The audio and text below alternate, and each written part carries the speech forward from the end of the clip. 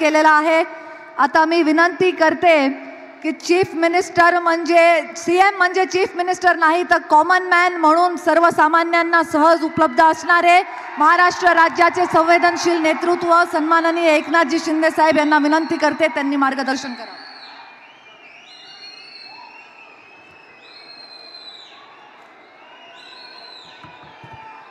छत्रपति शिवाजी महाराज की जय भवानी। जय जय जय जय जय भवानी। परळी वैजनाथ महाराज की जय। श्री संत भगवान बाबा की जय।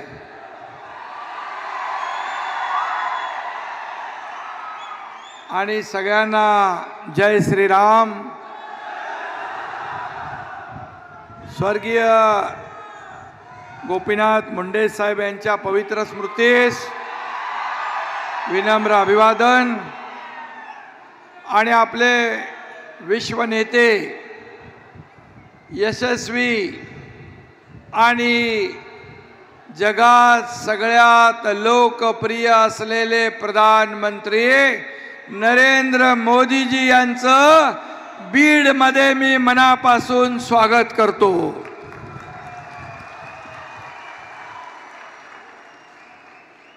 खरं म्हणजे देशभरामध्ये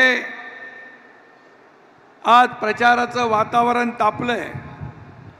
राज्यातलं देखील तापमान 40च्या पुढे गेलंय आणि 4 तारखेला महाराष्ट्राचा पारा 45 पार होईल आणि देशातला 400 पार। आणि महायुतीच्या या तळपत्या विजयामध्ये विरोधकांची लंका खाक झाल्याशिवाय राहणार नाही। आणि काय होणार? तुतारीची काय होणार? पिपाणी।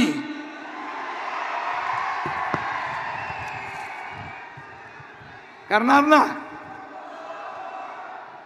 आणि आपल्या कारण देशामध्ये एकच गॅरंटी चालते ती म्हणजे आणि आता देशातल्या लोकांनी गॅरंटी घेतले फिर एक बार मोदी सरकार आणण्याची। आदरणीय मोदी जी, आपको मैं बताना चाहता हूं ये हमारे बीड़ की जनता है। ये जनता बहुत प्यारी है। ये गांव के लोग हैं, सीधे साधे लोग हैं। इनके दिल में कोई खोट नहीं होती। ये जनता किसी को मन से स्वीकारती है तो उनका कभी भी साथ नहीं छोड़ती। और बीड़ की जनता ने हमेशा हमारे मित्र गोपीनाथ मुंडे जी को प्रेम दिया है, उनका सम्मान किया है। और आज वो जनता का आशीर्वाद उनकी बेटी पंकजा ताई को देने के लिए आए हैं। आपका खाली हेलीकॉप्टर यहां से आ गया, आपका सिर्फ हेलीकॉप्टर आ गया तो हमारे सब बीड़ की जनता खड़ी हो गई सिर्फ हेलीकॉप्टर आने के आवाज से ही।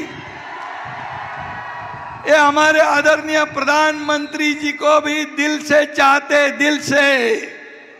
और इसलिए मैं फिर एक बार ये जनता की ओर से, महाराष्ट्र की ओर से आपका तहे दिल से स्वागत करता हूं, हृदय से स्वागत करता हूं।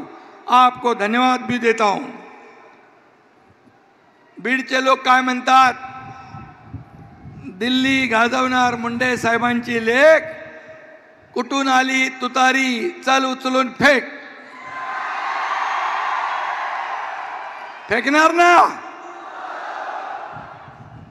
बीडच्या लोकांना माहित आहे पंकजाताईंना मत म्हणजे आपल्या मोदीजींना मत। आणि मोदीजींना मत म्हणजे देशाच्या विकासाला मत, या विकसनशील भारत देशाला मत. आणि म्हणून मोदीजींनी आपल्या देशाचा लौकिक जगभरात वाढवलाय, जगभरात आपल्या देशाचा डंका पिटवलाय, जगभरात आपल्या देशाचं नाव रोशन केलंय. असा प्रधानमंत्री 10 वर्षात एकही सुटी न घेणारा आपल्याला लाभलेला आहे. बांधवांनो आणि भगिनींनो, पूर्ण जीवन या देश सेवेला अर्पित केलेला आपला हा प्रधानमंत्री. आणि म्हणून आपल्याला मी एवढीच सांगतो, आज संपूर्ण जग आपल्या बरोबर आहे आणि आपल्या देशातील इंडिया आघाडी पाकिस्तान बरोबर आहे. पाकिस्तानची बोली बोलू लागलेत. 26/11च्या हल्ल्यातील शहीद हेमंत करकरे यांचा मृत्यू कसाबच्या गोळीने झाला नाही असं काँग्रेसचे वडेट्टीवार बोललेत, बरळलेत. तसा माणूस बरा होता, काँग्रेसमध्ये गेला बिघडलाय, वाया गेलाय, देशद्रोही बाता करू लागलाय, पाकिस्तानची बोली बोलू लागलाय. तो कोण अब्दुल फारुक अब्दुल्ला म्हणतो पाकिस्तानकडे अणुबॉम्ब आहेत, पाकिस्तान ने चुड़िया भरी है क्या. अरे या देशात राहता आणि पाकिस्तानचे गोडगे गाता. हमारे पास तो सबसे बड़ा अणुबॉम्ब यहाँ बैठा है. वो सीधा घुस के मारता है, सर्जिकल स्ट्राइक करता है.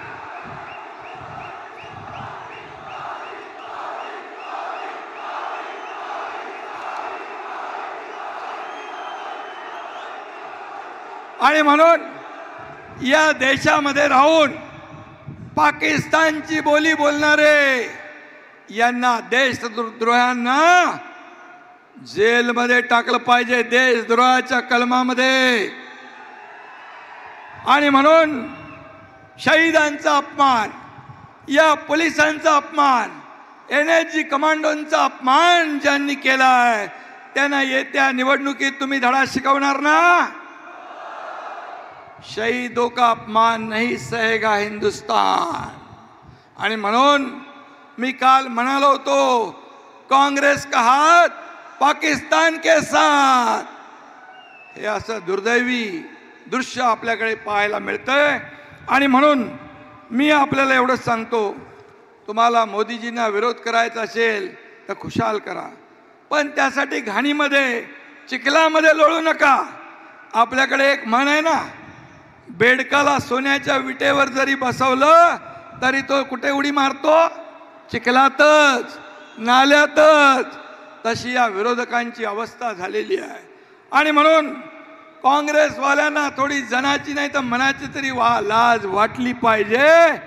कारण मोदीजींनी आवाज दिल्यानंतर 60 कोटी जनता आपले डीपी बदलते, 60 कोटी जनता आपल्या घरावर तिरंगा फडकवते. हे मोदीजींचं काम आहे. आणि म्हणून अशा कर्तृत्ववान मोदींना हरवण्याची भाषा हे चिरकुट लोक करतात.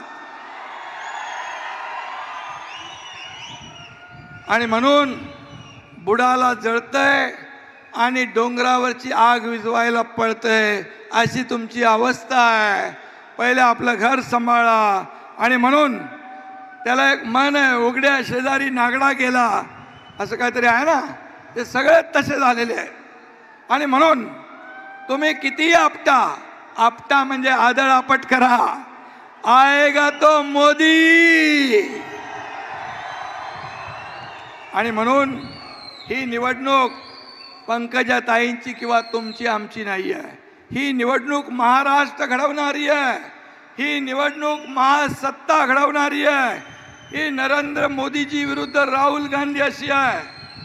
आणि म्हणून मी आपल्याला एवढंच सांगतो, त्यांचं कट कमिशन आणि करप्शन फर्स्ट, इकडे नेशन फर्स्ट, देशभक्ती फर्स्ट, राष्ट्रभक्ती फर्स्ट. म्हणून येत्या 13 तारखेला मी आपल्याला विनंती करतो की आपण सगळ्यांनी मिळून पंकजाताईंना प्रचंड मताधिक्याने विजयी करायचं आहे.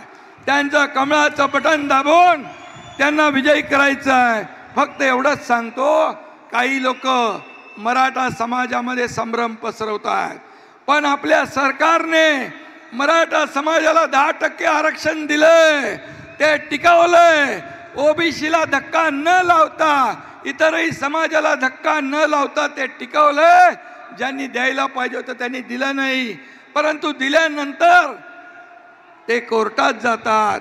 परंतु तुम्हाला मी सांगतो, आपलं सरकार मराठा समाजाला दिलेलं आरक्षण टिकवणार, कायद्याच्या चौकटीत बसवणार आणि कुणबी प्रमाणपत्रही देण्याचं आपण सुरू केलंय.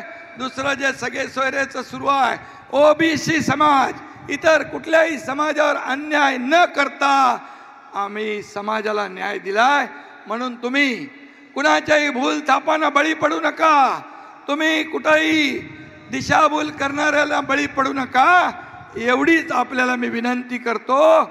आणि पुन्हा एकदा आपल्या सगळ्यांच्या वतीने मी पंकजाताईंचं अभिनंदन करू. आज पंकजाताईंचं मी अभिनंदन करतो आणि आदरणीय प्रधानमंत्री नरेंद्र मोदीजींचं पुन्हा एकदा मी बीडवासियांच्या वतीने, महाराष्ट्र सरकारच्या वतीने मनापासून आपलं अभिनंदन, मनापासून आपल्याला धन्यवाद. जय हिंद, जय महाराष्ट्र, जय श्रीराम.